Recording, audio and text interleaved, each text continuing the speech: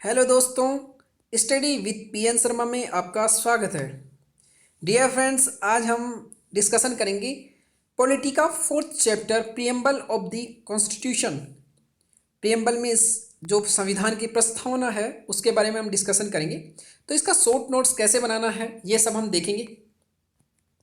अगर हम स्टार्ट करें डिस्कशन, तो सबसे पहले जो प्रस्तावना थी वो सर्वप्रथम अमेरिका के संविधान में शामिल की गई थी। तो इंडिया ने जो प्रस्तावना ली है वो कहाँ से ली है? अमेरिका के संविधान से।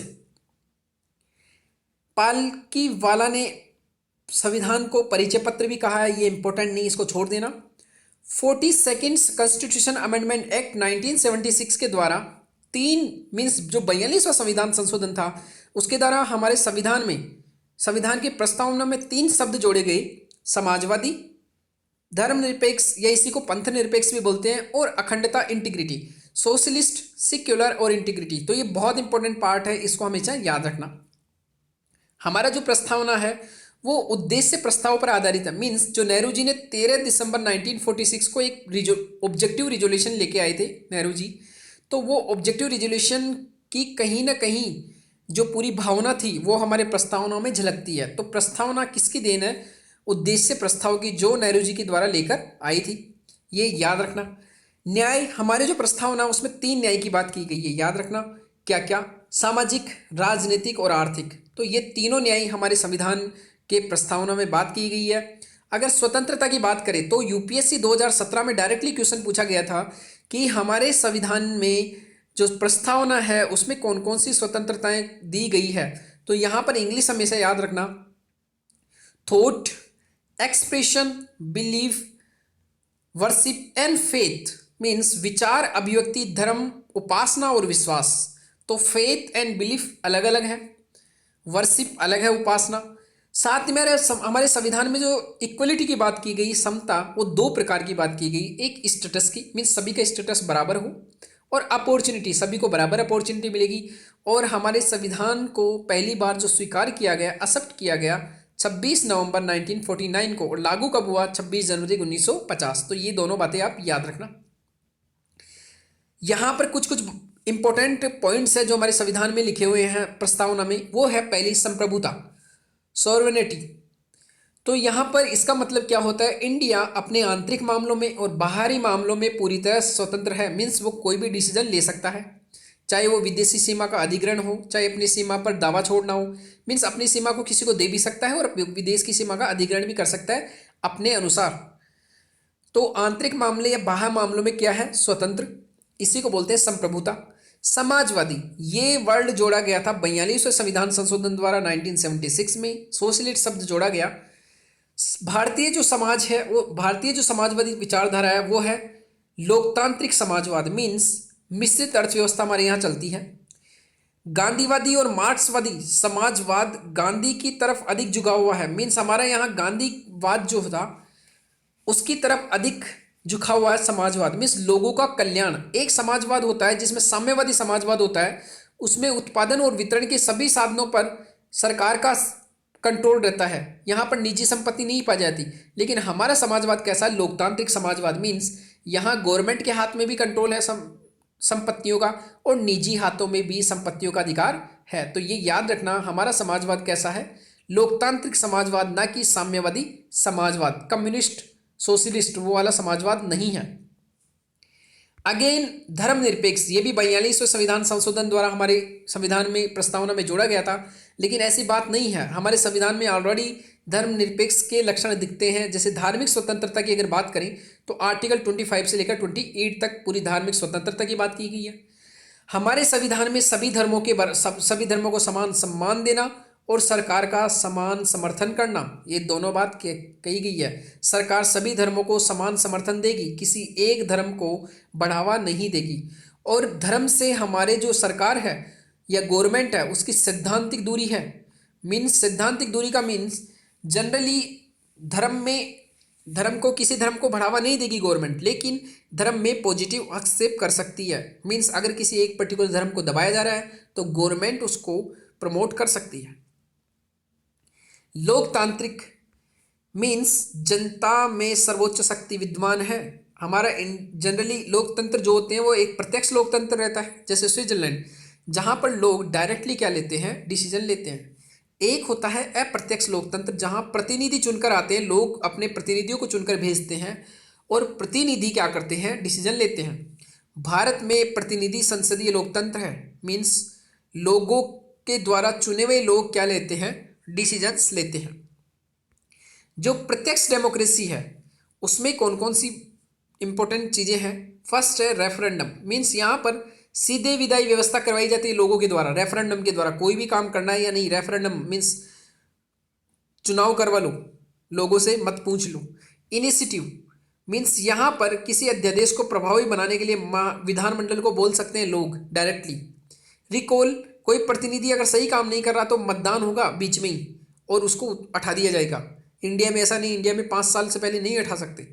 प्लेबिसाइड, कोई सामाजिक महत्व का अगर मुद्दा हो तो लोगों की राय जानने के लिए जनमत संग्रह यहाँ करवा लिया जाता है। जैसे आयरलैंड को ब्रिटेन से अलग करना है या नहीं, जनमत संग्रह करवा लिया।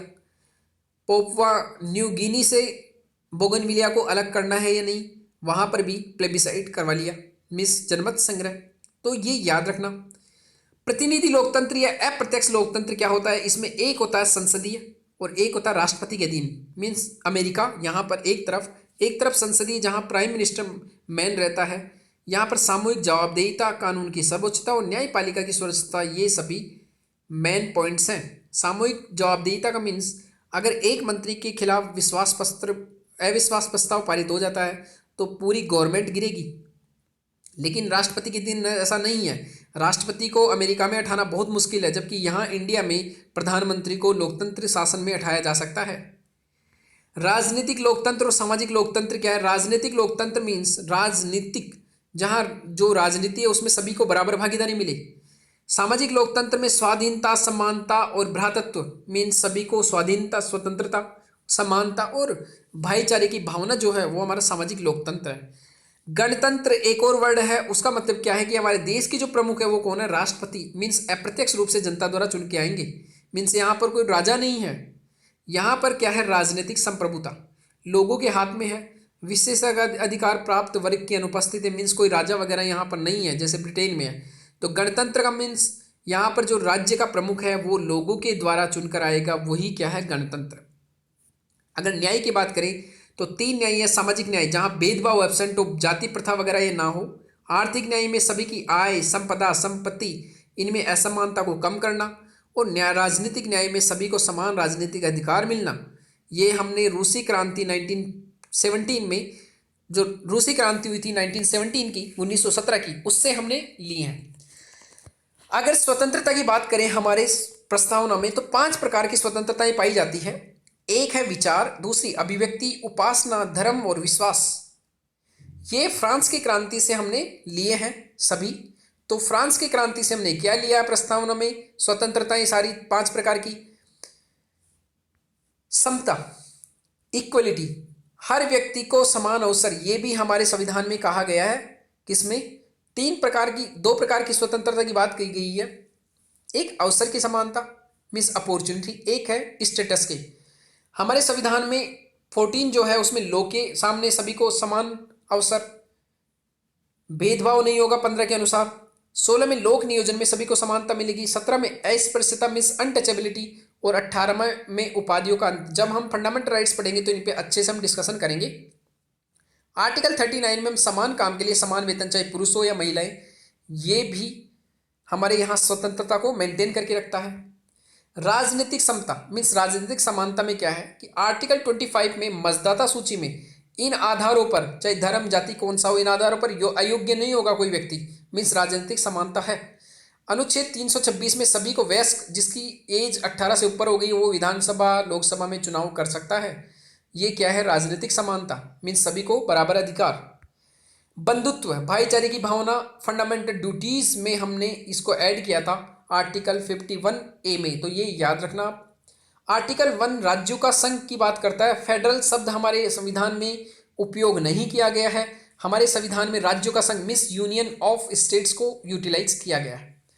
अब एक पॉइंट जो आता है वो है मेन कि संविधान के भाग के रूप में प्रस्तावना, कि क्या हमारी प्रस्तावना वो संविधान का भाग है।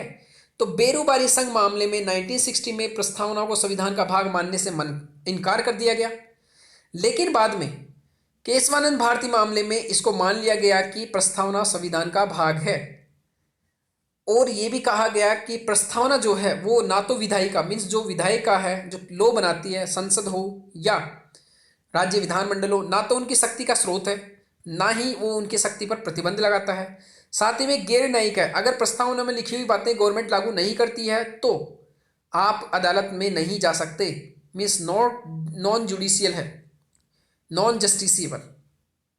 प्रस्तावना में प्रस्तावना में संशोधन का मामला है कि इसमें संशोधन हो सकता है कि नहीं, इसमें अमेंडमेंट हो सकता है कि नहीं। तो बेरोबारी मामले में 1960 में प्रस्तावना में संशोधन करने से मना कर दिया सुप्रीम कोर्ट ने और कहा कि रीजन ये है कि ये संविधान का भाग ही नहीं है, तो हम इसमें संशोधन नहीं कर सकते। जबकि केशवानंद भारती मामला 1973, इसमें मूल विशेषताओं में संशोधन नहीं होगा, बाकी आप आर्टिकल 368 के तहत संशोधन कर सकते हो संविधान में कहीं पर भी। तो ये केशवानंद भारती का मामला था, इसमें संविधान का भाग भी माना गया प्रस्तावना को और हम संशोधन भी कर सकते हैं। इसी के तहत 1976 में एक संशोधन किया गया, 42वां संशोधन, क्योंकि केशवानंद भारती मामला 73 में आ गया था तो संशोधन कर दिया गया। समाजवादी, धर्मनिरपेक्ष और अखंडता, ये 3 शब्द यहाँ पर जोड़ दिए गए। तो ये सभी डिस्कशन था आज का हमारा प्रीएम्बल प्रस्तावना से संबंधित। तो ऐसे आपको शॉर्ट नोट्स बनाकर रिवीजन आसानी से कर सकते हो पूरा लक्ष्मीकांत के इस चैप्टर का। तो my dear friends, thank you very much for today's lecture.